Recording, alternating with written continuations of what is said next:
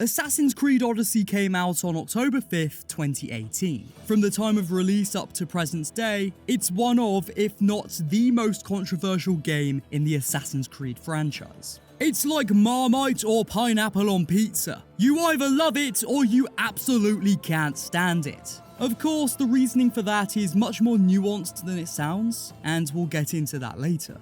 Perhaps you chose to stay away from Assassin's Creed Odyssey back in 2018 because everyone seemed so unsure. Or maybe you're new to the AC franchise and don't know where to start. Or maybe you're just a loyal viewer to me, the Exile, and you're curious about my thoughts with the game. Whatever your reason is for watching this video, I can guarantee you'll come away knowing whether Odyssey is personally worth playing in 2024. You have my word.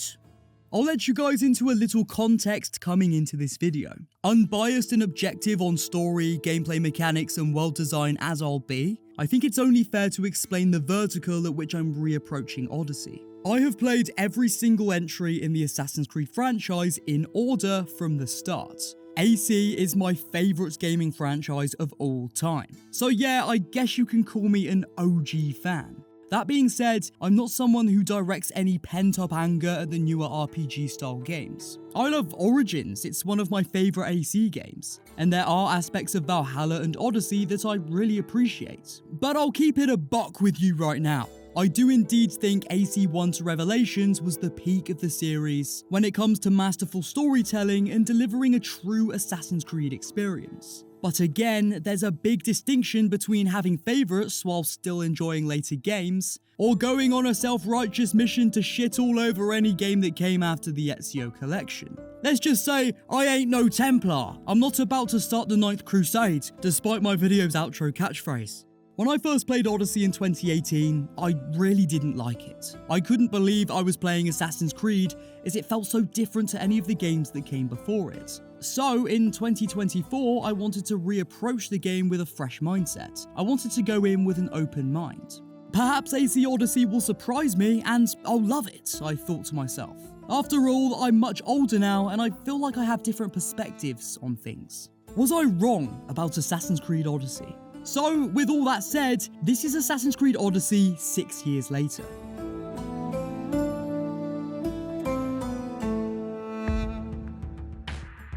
The open world of Greece is very expansive.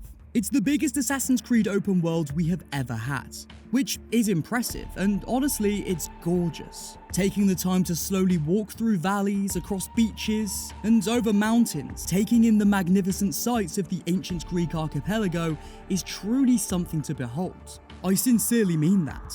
Greece looks amazing and feels great to explore. It's the content contained within the open world that unfortunately sours the taste. Imagine the open world of Assassin's Creed Odyssey is a beautiful, succulent slice of watermelon, and the open world's content is sewage water. Now, take that watermelon slice and dip it into the water. Now take a bite. That's the feeling I get when I'm actually trying to engage with the quests instead of casually exploring. As I said, I love the open world, but the quests within are stretched so far apart that it makes traversing the world to reach your next objective an insanely boring slog.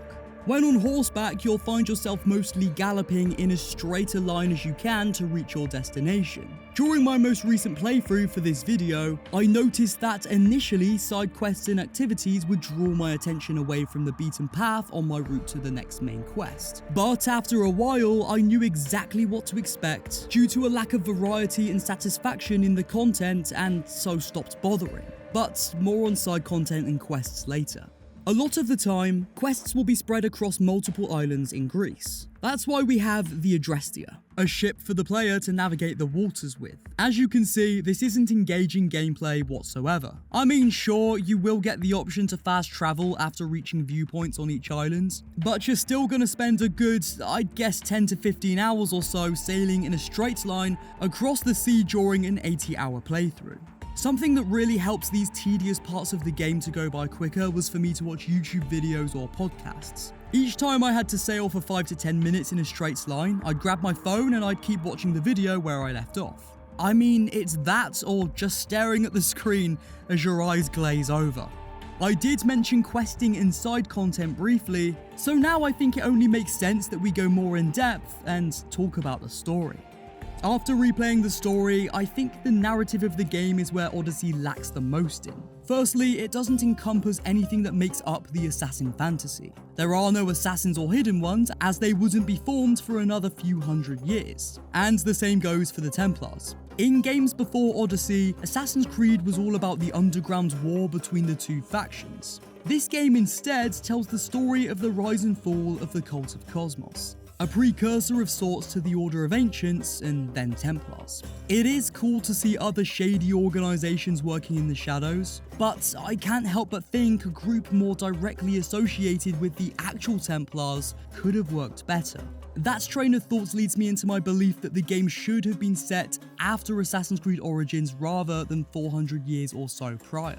But we're not here to talk about what should or could have been, we're here to talk about what is present in Odyssey. Without getting into spoiler territory, there are three main aspects of the main story: family, the Cult of Kosmos, and the Isu. It's three main storylines that don't really tie into each other in one way or another, leaving the game feeling quite disjointed in parts. To be fair, the cult and family questlines tie in more than the Isu arc, but they diverge at a point and then it kind of just starts to feel incoherent. When it comes to side content, there are absolute masses of it. It's unlikely you'll do every single bandit camp, treasure hunt, or side quest in a single playthrough. There are some side quests that have fairly intriguing narratives that keep you engaged, and then there are some that are purely fetch quests designed to waste your time, or at least that's what it feels like. They'll be dressed up with a small narrative, but after completing side quest after side quest, you'll start to notice they're all pretty much the same. Speak to person X, retrieve item Y, return item Y to person X, receive in-game rewards, and you move on to your next side quest where you do the same thing over and over. To me, this lacks the substance I'm personally looking for in an Assassin's Creed game, or any RPG for that matter. That's just due to my biases though. I'm a gamer that plays games for the story more than anything. If you were the type of gamer that enjoys switching off and clearing checklists, and there are a lot of people out there, then this type of side content structure will probably suit you well. The same goes for sweeping through bandit camps or alcoves, very checklisty. To me, the questing structure feels most similar to the MMO genre of games. I suppose it's just not my sort of playstyle, although I did put hundreds of hours into the Elder Scrolls Online throughout 2020. Right at the start of Assassin's Creed Odyssey, you are met with a character selection screen: Kassandra or Alexios. There are no drastic changes to the story in choosing one character over another, but whoever you don't choose to play as will be the main antagonist of the game. The canon option is to play as Kassandra, and I'll be honest, she's much more tolerable than Alexios is. I know all my gameplay is me playing as Alexios, and that's because I've only played as Kassandra before and so wanted to see how it felt being Alexios. Yeah, not so good. Don't get the two character choices mixed up with the likes of Assassin's Creed Syndicate, where each playable character has their own arc. Whoever you pick to play as in AC Odyssey, the dialogue is exactly the same, leaving there with not much point in having a two character choice in the first place. The dialogue between the protagonist and NPCs throughout the game has to be fairly broad and baseline so that it makes sense within the context of Kassandra or Alexios. And you're left with this feeling of unauthenticity between character interactions, which is amplified even more by the meaningless dialogue choices. Dialogue choices in Assassin's Creed Odyssey generally don't have much of an impact on the outcome of a quest. They're put there to give the player the illusion of choice. You're told right at the beginning of the game that good or evil choices will affect how the game plays out. For example, you can choose to kill these dudes or let them go. Nothing different happens either way. They live or they die. That's it. Now that leads me into my next point about Kassandra and Alexios. It's very hard to pick up on any inherent character traits they possess. As the player, you can make Kassandra slaughter a bunch of innocents one day and save a puppy the next. Those aren't real choices in the game, but I'm using that as an example to amplify how confusing it can make you feel as the player. Kassandra and Alexios are existing characters in the world. The game establishes them as already existing people with flaws, quirks, and everything in between. but then it all gets thrown out the window when you as the player can decide to act in extremism on either side of the morality scale. It all just feels weird approaching character choice in this way. I mean, it makes sense when you create your own voiceless character, like in Fallout or Skyrim, because they are who you make them, and don't possess any inherent pre-existing character traits. I think Odyssey should have taken a leaf out of The Witcher 3's book. You can do morally grey things, or good things, sometimes even bad, but each choice always fits into the perspective of Geralt's character. I feel like Odyssey should have fleshed Kassandra and Alexios out more within the game, and then based player choices through the lens of those character traits. I don't know, just my 2 cents on that. Let's move on to gameplay. Gameplay in Assassin's Creed Odyssey feels very arcadey, combat especially. You have a vast array of abilities to unleash upon your enemies, and although not really my style of gameplay, I'd say Odyssey is fairly engaging when it comes to combat. On top of that, you have boss fights with mythical beasts that can be insanely hard, and at times it almost feels Souls-like.